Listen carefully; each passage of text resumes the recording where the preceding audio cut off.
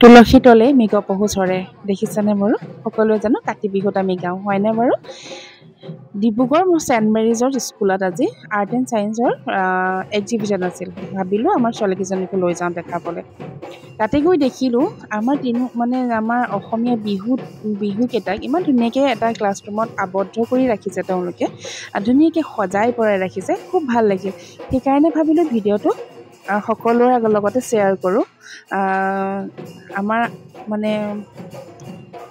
উঠি অহা প্ৰজন্ম ইমান ধুনীয়াকৈ যে কৰিছে সেইখিনি খুব ভাল লাগিলে দেখি কিনি সেইকাৰণে ভিডিঅ'টো বনালোঁ লগতে শ্বেয়াৰো কৰিলোঁ আপোনালোকৰ লগত এইখিনি দেখিছেনে গোটেই আমাৰ অসমীয়া সমাজৰ মানে গোটেইখিনি গহনা আমাৰ অসমীয়া গহনা বুলি ক'ব পাৰোঁ এইখন হ'ল ৰিহা যিখন পিন্ধি আমি নাচনীয়ে নাচোঁ আৰু ইখন ৰিহাখন হ'ল আমি সকাম নিকামত পিন্ধি যাওঁ যিকোনো বেলেগ মানে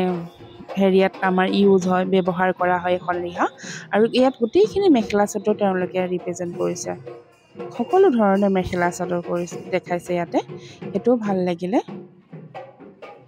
আৰু এয়া বগা সাজটো যোনটো আমাৰ মানে বিয়াৰ সাজ এইটো দেখিলে কিবা মনটো বেলেগ এটা অনুভৱ হয় এইখন হ'ল এৰী শ্বল আৰু ইয়াতে এইখন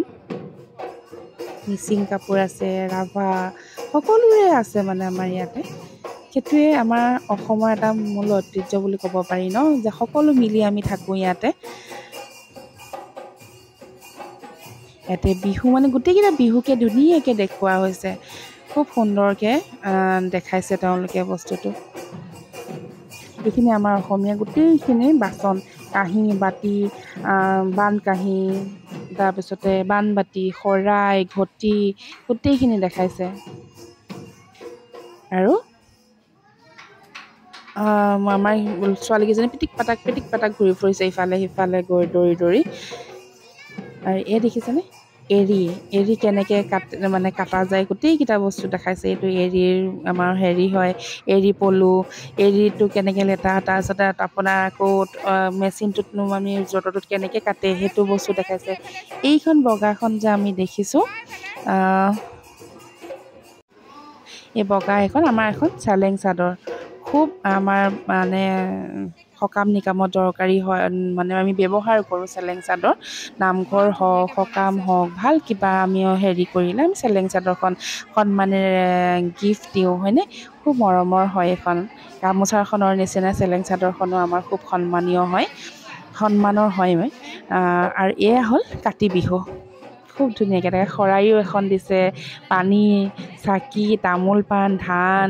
সকলোখিনি দেখাইছে এতিয়া আহোঁ মাঘৰ বিহুলৈ এয়া দেখিছেনে মেজি মানে বিহুৰ দিনাখন মানুহে সকলোৱে ঢেঁকী পিঠা খুন্দে মেজিত ৰখা মানুহখিনিয়ে মেজি ভেলাঘৰ ৰখে আৰু এইখিনি মাইকী মানে আমাৰ ঘৰৰ গৃহিণীসকলে পিঠা বনাই হয়নে আৰু এয়া হ'ল ঢেঁকীটো চাওকচোন কিমান ধুনীয়া লাগিছে ন এয়া কিবা কওঁতে যদি ভুল হৈছে মাফ কৰি দিব দেই ক্ষমা কৰি দিব ইমান ভালকৈ আচলতে ক'বলৈ অকণমান ভয়ো লাগে কেনেকৈ কম কথাখিনি তেনেকুৱা এটা হয় সেইকাৰণে অকণমান মিষ্টেক হৈ যাব পাৰে তাৰ কাৰণে বেয়া নাপাব খালি মই ভাল লগাৰ কাৰণে বস্তুখিনি মানে দেখাবলৈ মন গ'ল আপোনালোককো এয়া হ'ল আমাৰ গৰু বিহু মানে আমাৰ বহাগ বিহুৰ গোটেইখিনি দেখাইছে এয়া হ'ল আমি 100 এবিধে শাকে যে গধূলি ভাত খাওঁ সেইটো দেখাইছে চাট গৰু গা ধুৱাবলৈ মাটি দালি হালধি তামোল পাণ দীঘলতি গোটেইখিনি মানে মাখিলতি গোটেইখিনি দেখাইছে এয়া হ'ল আমাৰ 7 বিহুৰ নাম লিখিছে তেওঁলোকে এয়া হ'ল গৰু কি ধুনীয়া যে পৰিৱেশ কৰি তুলিছে নহয় এইটো ভুল জিম চেনি পাই নহয় সকলোৱে যিটোৱে গা ধোৱা যায় তিল পিঠা ঘিলা পিঠা তিলৰ লাৰু চিৰা দৈ মুড়ি গুড় সকলোখিনি দেখাইছে এয়া হ'ল বিহুৰ নাচনী ঢুলীয়া চোতালত বিহু মাৰিছে মানে এয়া আৰু ইয়াত টকা সূতীতাল ইফালে আছে পেঁপা ঢোলৰ মাৰি কাকৈ ফণি গগনা সুতুলি সকলোখিনি আৰু ইয়াতে ঢোলো বজাই আছে জানেনে আপোনালোকে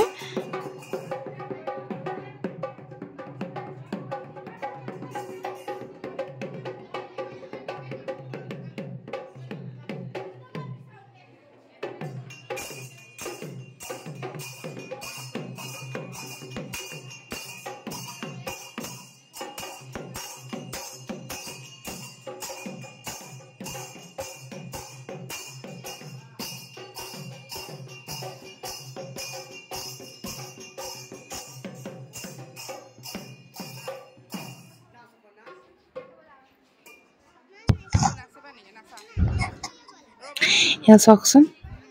এটা খুব ধুনীয়া এটা বস্তু দেখাম দেই আপোনালোকে খেতি কৰোৱা এটা খুব ধুনীয়াকৈ বনাইছে তেওঁলোকে এয়া হ'ল ধান চোতালত মেলি থৈছে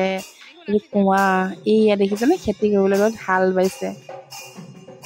ধুনীয়া লাগিছে মোৰ যে বিৰাট ভাল লাগিলে মই এই ৰুমটোত দুটা ৰুম আছে আৰু এটা ৰুমত গৈ মোৰ আৰু বহুত ভাল লাগিছিলে এইটো মই নেক্সট ভিডিঅ'ত দিম আপোনালোকক এইখন চাচোন জেউৰা এয়া বাপতি সাহোনটিক আদৰণি জনাইছে তেওঁলোকে খুব ধুনীয়াকৈ জনাইছে খুব সুন্দৰ মই কৈছোঁ ন খুব সুন্দৰ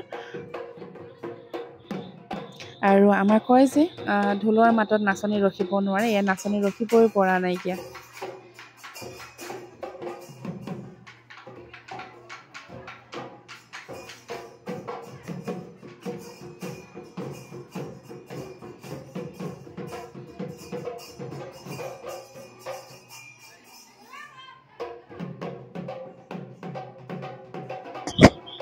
একদম টাকুৰি ঘূৰা দি নাচিছে মাজে মাজে আকৌ ঢোলটো ৰখি গ'লে তেনেকৈ কেলৈ ৰখি গৈছে বুলি কয় আকৌ দেই এয়া হ'ল আমাৰ অসমীয়া সমাজত তামোল পাণ কি সুন্দৰ ন তামোল পাণ খাই ভাল পায়নে আপোনালোকে বাৰু মই কিন্তু খাওঁ দেই ঘৰত নাথাকিলে দোকানবোৰ কিনি খাওঁ কিন্তু ইমানে ভাল পাওঁ মই তামোল পাণ খাই কিনি খুব সুন্দৰ